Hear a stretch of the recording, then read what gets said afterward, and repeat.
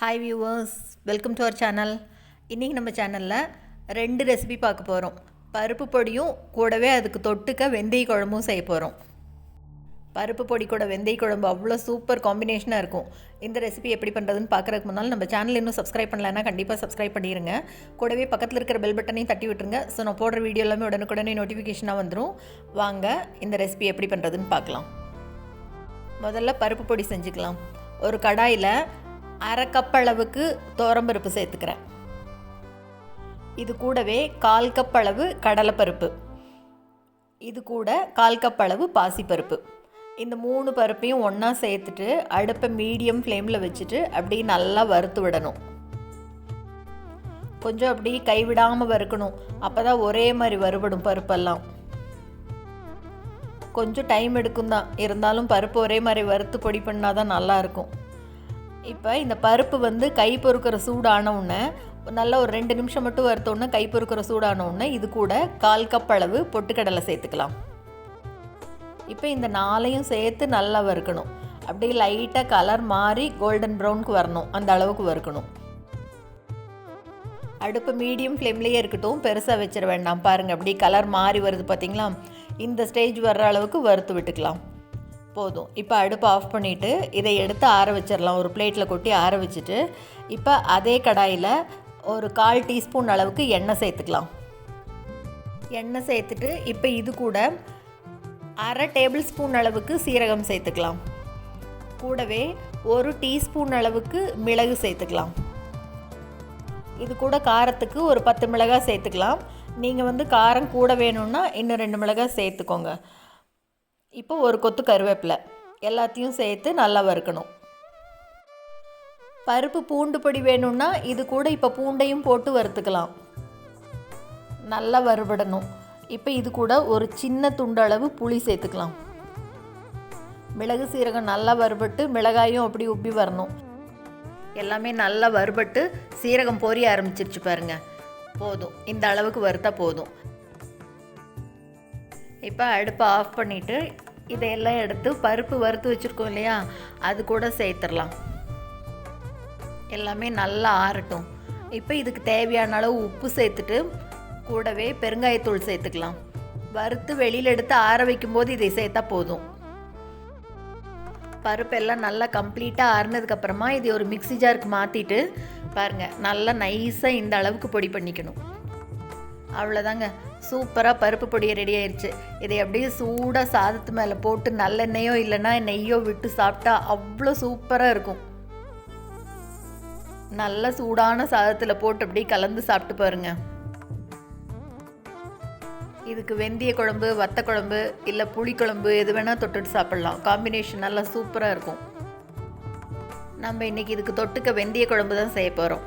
வாங்க இந்த வெந்தய குழம்பு எப்படி பண்ணுறதுன்னு பார்க்கலாம். ஒரு கடாயில் நல்லெண்ணெய் சேர்த்துக்கலாம். எண்ணெய் நல்லா காஞ்ச உடனே 1/2 டீஸ்பூன் அளவுக்கு மல்லி சேர்த்துட்டு இது கூடவே 1 டீஸ்பூன் அளவு கடலைப்பருப்பு, 1/2 டீஸ்பூன் அளவு உளுத்தம்பருப்பு, 1 டீஸ்பூன் அளவு மிளகு, 1 டீஸ்பூன் வெந்தயம், இது கூட காரத்துக்கு காஞ்ச மிளகாய் ஒரு 4-5 மிளகாய் சேர்த்துக்கலாம். இது எல்லாத்தையும் சேர்த்து நல்லா வறுத்து விட்டுக்கணும். பருப்பு பாதி வறுபட்டால் போதும். இப்போ பருப்பு பாதி வறுபட்ட உடனே இது கூட சின்ன வெங்காயம் ஒரு 10-12 வெங்காயம் சேர்த்துக்கலாம். வெங்காயத்தையும் சேர்த்து பருப்போட நல்லா வதக்கி விடணும். வெங்காயம் வதங்கணும், அதுக்காக தான் பருப்பு பாதி அளவு வறுபட்ட உடனேயே வெங்காயத்தை சேர்த்துடணும். வெங்காயத்தை ஒரு 2-3 தடவை திருப்பி விட்டுட்டு இப்போ இது கூட ஒரே ஒரு தக்காளியை கட் பண்ணி சேர்த்துக்கிறேன். அதையும் சேர்த்து எல்லாத்தையும் நல்லா வதக்கி விடலாம். பாருங்கள், வெங்காயம், தக்காளி, பருப்பு எல்லாம் சேர்ந்து நல்லா வறுபட்டுருச்சு. இப்போ இதையை நல்லா அப்படியே கம்ப்ளீட்டாக ஆற விட்டுறலாம். எல்லாம் நல்லா ஆறுனதுக்கப்புறமா இதை ஒரு மிக்ஸி ஜாருக்கு மாற்றிட்டு கொஞ்சமாக தண்ணி விட்டு நல்லா நைஸாக பாருங்கள், இந்த அளவு நைஸாக அரைச்சிக்கணும். இப்போ அதே கடாயில் மறுபடியும் நல்லெண்ணெய் சேர்த்துக்கலாம். எண்ணெய் கொஞ்சம் தாராளமாகவே சேர்த்துக்கிட்டால் நல்லாயிருக்கும். எண்ணெய் நல்லா காஞ்ச உடனே கொஞ்சமாக கடுகு சேர்த்தினா போதும். கடுகு இதுக்கு ஆப்ஷனல் தான். வெந்தயம் சேர்த்திக்கலாம். வெந்தயம் கண்டிப்பாக சேர்த்தணும். ரெண்டும் நல்லா பொரிஞ்ச உடனே இது கூட ஒரே ஒரு காஞ்ச மிளகாய் கிள்ளி போட்டுட்டு ஒரு கொத்து கருவேப்பிலை எல்லாத்தையும் நல்லா போட்டு பொரிஞ்ச உடனே அரைச்சி வச்சுருக்கோம் இல்லையா விழுது, அதையே சேர்த்துக்கலாம். அடுப்பை மீடியம் ஃப்ளேம்லேயே வச்சுட்டு இதை வதக்கி விட்டுக்கலாம்.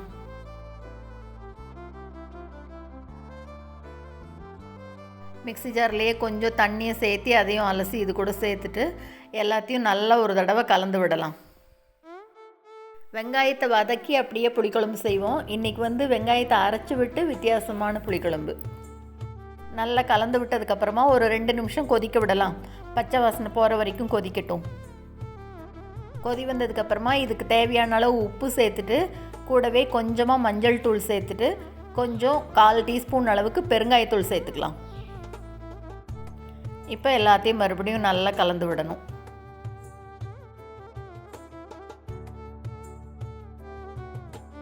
உப்பு கலந்ததுக்கப்புறமா ஒரே ஒரு கொதி வரட்டும். கொதி வந்ததுக்கப்புறமா இப்போ இது கூட ஒரு நெல்லிக்காய் சைஸ் அளவுக்கு புளியை நல்லா ஊற வச்சு தண்ணியை கரைச்சி எடுத்து வச்சுருக்கேன். அந்த புளி தண்ணியை இப்போ இதில் சேர்த்துக்கலாம். இப்போ புளி தண்ணியோடு சேர்ந்து நல்லா கொதி வரணும். கன்சிஸ்டன்சி பார்த்துக்கோங்க. பார்த்துட்டு வேணும்னா கொஞ்சமாக தண்ணி சேர்த்துக்கலாம். தண்ணி சேர்த்துங்க, புளி தண்ணி சேர்த்த வேண்டாம், ரொம்பவும் புளிப்பாக போயிடும். இப்போ சேர்த்தின அளவு சேர்த்தினீங்கன்னா கரெக்டாக இருக்கும். கன்சிஸ்டன்சி பாருங்கள், இந்த அளவுக்கு சரியாக இருக்கும். பருப்பு பொடியோட கலந்துட்டு தொட்டு சாப்பிட்றதுக்கு இந்த அளவு சரியாக இருக்கும். இப்போ ஒரு 2 நிமிஷம் நல்லா கொதி வரட்டும். கொதி வந்ததுக்கப்புறமா அடுப்பை ஆஃப் பண்ணிடலாம். அவ்வளோதாங்க, அருமையான வெந்தய குழம்பு சூப்பராக ரெடி ஆயிடுச்சு. சூடாக சாதத்து மேலே பருப்பு பொடி போட்டு கலந்து இந்த வெந்தய குழம்பையும் தொட்டுட்டு சாப்பிட்டா அவ்வளோ சூப்பராக இருக்கும். கண்டிப்பாக இந்த ரெசிபியை நீங்களும் செஞ்சு பார்த்துட்டு மறக்காமல் கமெண்ட் பண்ணுங்கள். இந்த வீடியோ உங்களுக்கு பிடிச்சிருந்ததுன்னா லைக் பண்ணுங்கள், ஷேர் பண்ணுங்கள், கமெண்ட் பண்ணுங்கள். மறக்காமல் நம்ம சேனலை சப்ஸ்கிரைப் பண்ணுங்கள். கூடவே பக்கத்தில் இருக்கிற பெல் பட்டனையும் தட்டி விட்டுருங்க. ஸோ நான் போடுற வீடியோ எதுவுமே மிஸ் பண்ணாமல் பார்க்கலாம். தேங்க்ஸ் ஃபார் வாட்சிங்.